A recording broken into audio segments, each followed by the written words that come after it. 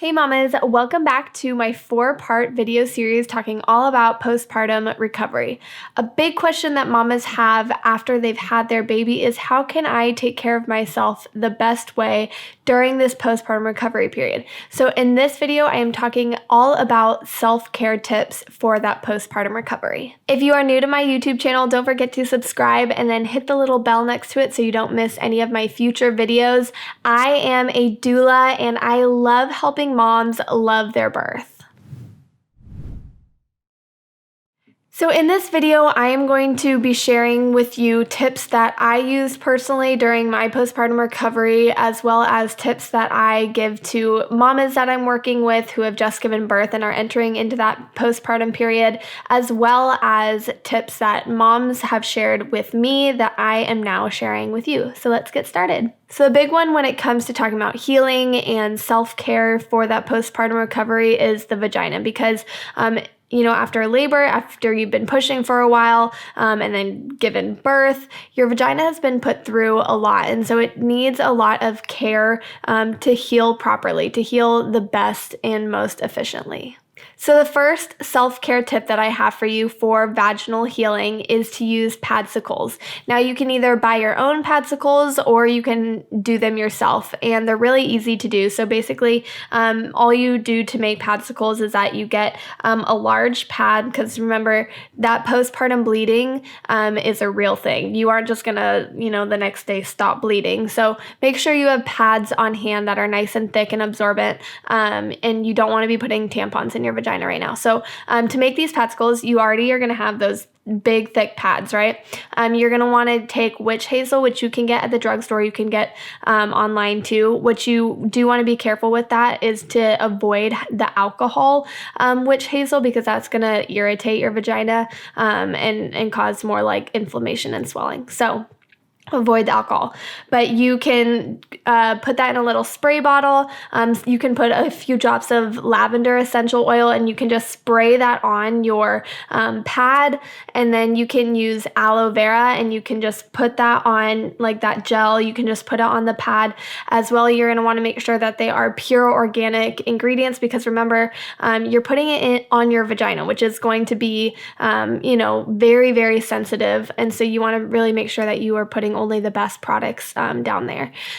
So yeah, witch hazel, lavender if you want, you don't have to, and aloe vera will make really good Padsicles. And then after you've done putting that stuff on, you just fold it back up and you can put it in a Ziploc bag and put it in the freezer. And what that does is just makes it nice and cool. So when you put it on your vagina, it's going to give you a lot of relief and help with the healing process. The second self-care tip that I have for you for vaginal healing are taking sitz baths.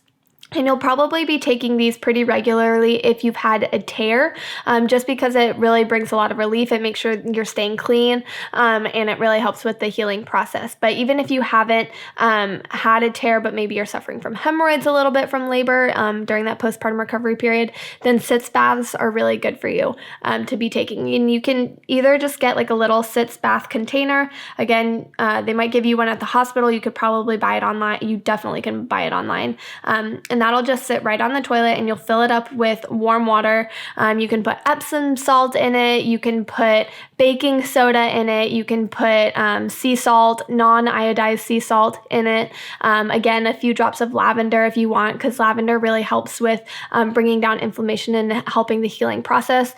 And you'll just sit in that for several minutes, 5 to 15 minutes about.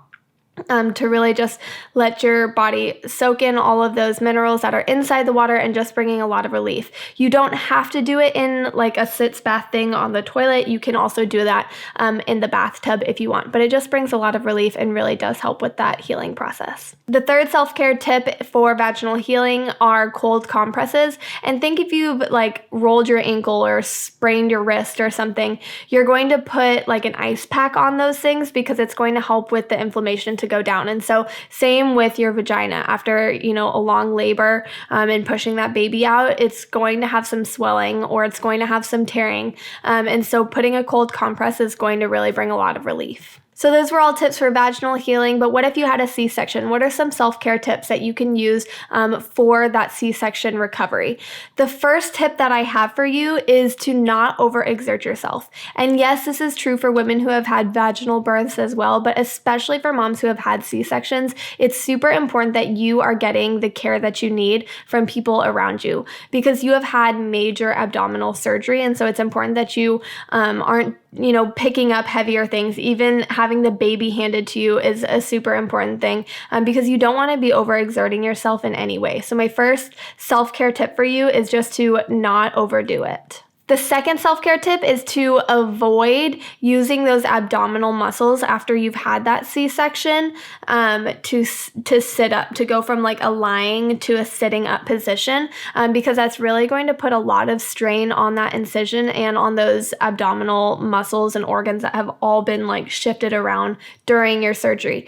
And so a good way to sit up from a lying down to sitting up position is to roll on your side and then with your hands kind of like push yourself up from that lying down position. And that way you're not using those abdominal muscles and putting that strain and tension on that incision. So like the vaginal healing, using a cold compress on that C-section incision is a good idea for helping that heal well, just because it's going to again help with the inflammation to bring it down. And it's just going to be, it's going to provide a lot of relief for you. Mamas who had a cesarean birth but were trying for a vaginal birth and maybe were pushing for a while and were putting strain on the vagina are probably going to have to take care of both their C-section incision and take care of the healing for their vagina as well. And so these self-care tips will really help you take care of both of those places. After a baby is born, things can be a little hectic, can be a little crazy,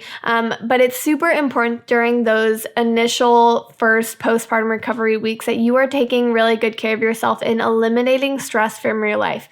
So it can be lots of different little things that build up that cause stress from day to day, and we want to try to eliminate that as much as possible because the more stress that is on our body, the harder it is for it to heal. Also, it does affect milk supply, and you want to make sure that you're getting that good supply going for your newborn baby if you are breastfeeding. So trying to eliminate a lot of that stress is a huge self-care tip. So what are some of those stressors that you can kind of eliminate and get out of the way? One of them is maybe your other kids. Maybe that's having your partner set up play dates so that they're out of the house during the day so that you can just focus on that bonding time with your baby. Maybe it's having someone come over and just do your dishes or vacuum your floor.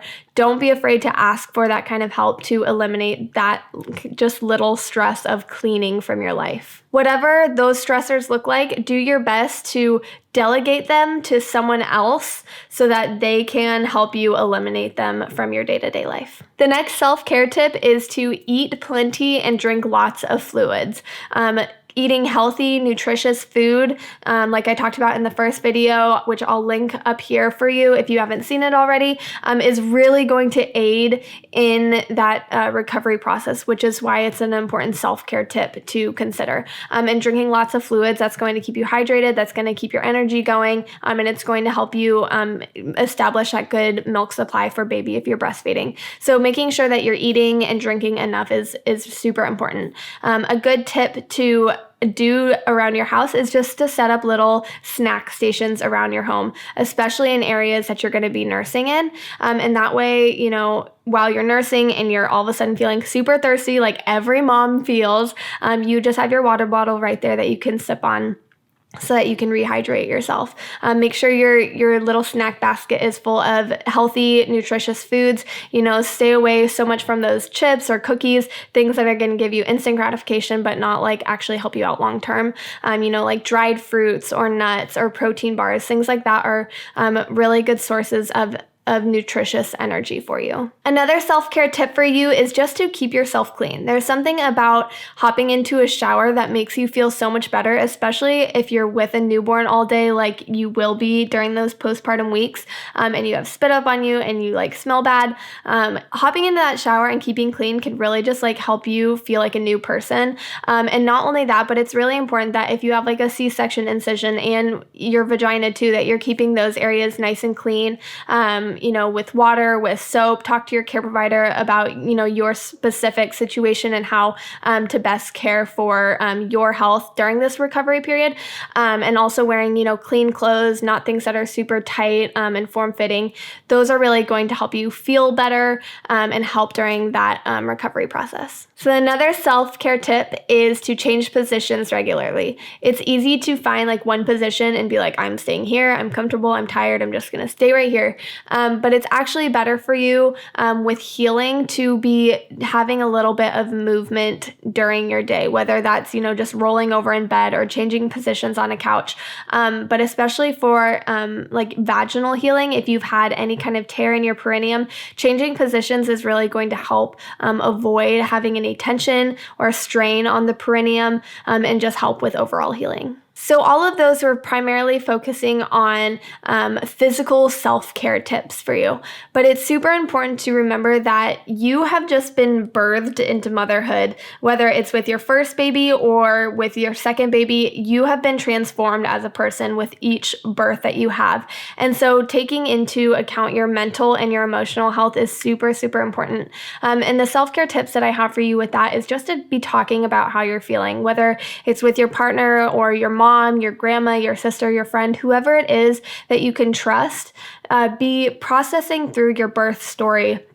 Be talking about how you feel from day to day or even hour to hour as your emotions are kind of fluctuating and your moods are swinging from one end of the spectrum to the other.